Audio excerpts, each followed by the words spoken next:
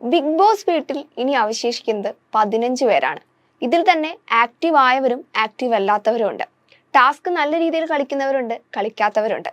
പറഞ്ഞു വരുന്നത് ഇതിൽ നിന്ന് ആര് വേണമെങ്കിലും വരും ദിവസങ്ങളിൽ എവിക്റ്റഡ് ആകാം, ആര് വേണമെങ്കിലും ടോപ്പ് 5-ൽ എത്താം. കഴിഞ്ഞ എവിക്ഷൻ കൂടി കഴിഞ്ഞതോടെ ഒരു കാര്യം ഏതാണ്ട് ഉറപ്പായി. ആക്റ്റീവായി ഗെയിം കളിക്കൽ മാത്രമല്ല, മൈൻഡ് ഗെയിമും അതുപോലെ സാഹചര്യങ്ങളെ എങ്ങനെ അതിജീവിക്കുന്നു എന്നും പ്രധാനമാണെന്ന്. 49 ദിവസം കഴിഞ്ഞിട്ടും ഇതുവരെ ആരൊക്കെയാണ് ടോപ്പ് 5-ലെത്തുക, ആരായിരിക്കും ടൈറ്റിൽ വിന്നർ ആവുക, ഇതിലൊന്നും പ്രേക്ഷകർക്ക് ഒരു പിടുത്തം കിട്ടിയിട്ടില്ല. കഴിഞ്ഞ സീസണിൽ ഈ ഒരു സമയമാകുമ്പോഴേക്കും പ്രഡിക്ഷൻ ലിസ്റ്റുകളും മറ്റും പുറത്തെത്തിയിരുന്നു. എന്നാൽ ഇത്തവണ ആ ഒരു സംഭവമേ ചർച്ചയാകുന്നില്ല. എന്തുകൊണ്ടായിരിക്കും അത്തരത്തിലൊരു ചർച്ച പുറത്തു നടക്കാത്തത്? മറ്റ് സീസണുകളെ അപേക്ഷിച്ച് നോക്കുമ്പോൾ പറയത്തക്ക ഒരു കണ്ടന്റ് മേക്കിംഗ് ഇത്തവണത്തെ സീസണിലില്ല. ഒരു ഗബ്രി ജാസ്മിൻ ലവ് സ്ട്രാറ്റജി പിന്തുടരുന്നാണ് ഇതുവരെയും കണ്ടന്റുകൾ പുറത്തെത്തിയിരുന്നത്. അതിൽ തൂങ്ങിപ്പിടിച്ചാണ് പല മത്സരാർത്ഥികളും അവിടെ നിൽക്കുന്നത് തന്നെ.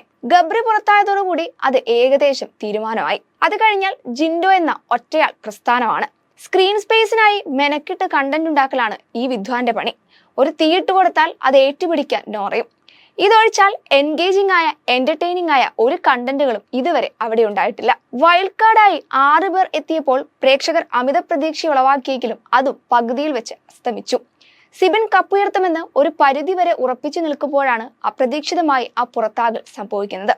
പൂജ കൃഷ്ണയാണെങ്കിൽ ആരോഗ്യ പ്രശ്നങ്ങൾ കൊണ്ടും വീടിനോട് യാത്ര പറയേണ്ടി വന്നു. സായ് കൃഷ്ണ ബിഗ് ബോസ് വീടിനെ മാറ്റിമറിക്കുമെന്നൊക്കെ കരുതിയിരുന്നവർക്ക് അവിടെയും നിരാശ. വന്ന ആദ്യ ദിവസം ജാസ്മിനോട് പുറത്തെ കാര്യങ്ങൾ പറഞ്ഞു എന്നല്ലാതെ സായ് കൃഷ്ണയുടെ ഭാഗത്തു നിന്ന് ഒരു ഗെയിം ചേഞ്ചിങ് മൊമെന്റുകളോ പ്രൊവോക്കിങ്ങോ ഇതുവരെ ഉണ്ടായിട്ടില്ല. ബാക്കിയുള്ളതിൽ അഭിഷേക്, ശ്രീകുമാറും നന്ദനയും ഒരു ഒഴുക്കിനനുസരിച്ച് മുൻപോട്ടാണ് ഇവർ പോകുന്നത്. ഇനി ഇതിന്റെ ഒക്കെ ഇടയിൽ പരിക്ക് പറ്റിപ്പോയ സിജോ കാട്ടുതീയായി തിരിച്ചെത്തിയെങ്കിലും തീ അണഞ്ഞുപോയ അവസ്ഥയാണ്. വീരവാദം വാക്കുകളിൽ മാത്രമായി ഒതുങ്ങി നിൽക്കുകയാണ്. അവശേഷിക്കുന്ന ശരണ്യ, അപ്സര, ശ്രീരേഖ, അർജുൻ, ശ്രീതു, ഋഷി, രസ്മിൻ ഇവരെല്ലാം ഒരു ഒഴുക്കിന് സഞ്ചരിക്കുന്ന അവസ്ഥയാണ്. കോംബോ വർക്കാകുന്നത് കൊണ്ടാണ് തപ്പിത്തടഞ്ഞ് അർജുനും ശ്രീതുവും ഇതുവരെയെങ്കിലും എത്തിയത്. തമ്മിൽ ഭേദം അൻസിബയാണ്. ആവശ്യമുള്ളിടത്ത് മാത്രം സംസാരിച്ചും ഏഷ്യന് കയറ്റിയും തന്റെ ഭാഗം സേഫ് ആക്കുന്നുണ്ട്. എന്തായാലും ഗബ്രി പോയതോടെ ആക്റ്റീവായി ഗെയിം കളിക്കലും ബഹളം വെക്കലും അല്ല വീടിനുള്ളിലെ നിലനിൽപ്പെന്ന് ഏകദേശം മത്സരാർത്ഥികളിൽ ഒരു ധാരണയുണ്ടാക്കിയിട്ടുണ്ട്. അതുകൊണ്ട് തന്നെ ഗെയിം പ്ലാനുകൾ പലരും മാറ്റിപ്പിടിക്കാൻ സാധ്യത കൂടുതലാണ്. പ്രത്യേകിച്ച് ജാസ്മിന്റെ ഒറ്റയാൾ പോരാട്ടം ഇനി അങ്ങോട്ട് കാണേണ്ടി വരും. ഇതുവരെ ഗബ്രിയെ ഡിപ്പെൻഡ് ചെയ്ത് ഡിസ്കഷൻ ചെയ്തിട്ടാണ് ജാസ്മിൻ മുൻപോട്ട് പോയിരുന്നത്.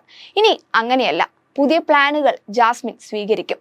പവർ റൂമിലും എവിക്ഷനിലും ജയിൽ നോമിനേഷനിലുമെല്ലാം അപ്രതീക്ഷിത ചേഞ്ചുകൾ ബിഗ് ബോസ് കൊണ്ടുവന്നാൽ നിലനിൽപ്പ് നോക്കിയും മത്സരാർത്ഥികൾ ഗെയിം ട്രാക്ക് മാറ്റിപ്പിടിക്കും. ഇങ്ങനെയൊക്കെ സംഭവിച്ചാൽ മാത്രമാണ് ആരൊക്കെ ടോപ്പ് 5-ലെത്തും, ആര് കപ്പുയർത്തും എന്നൊക്കെ പറയാൻ പറ്റുകയുള്ളൂ.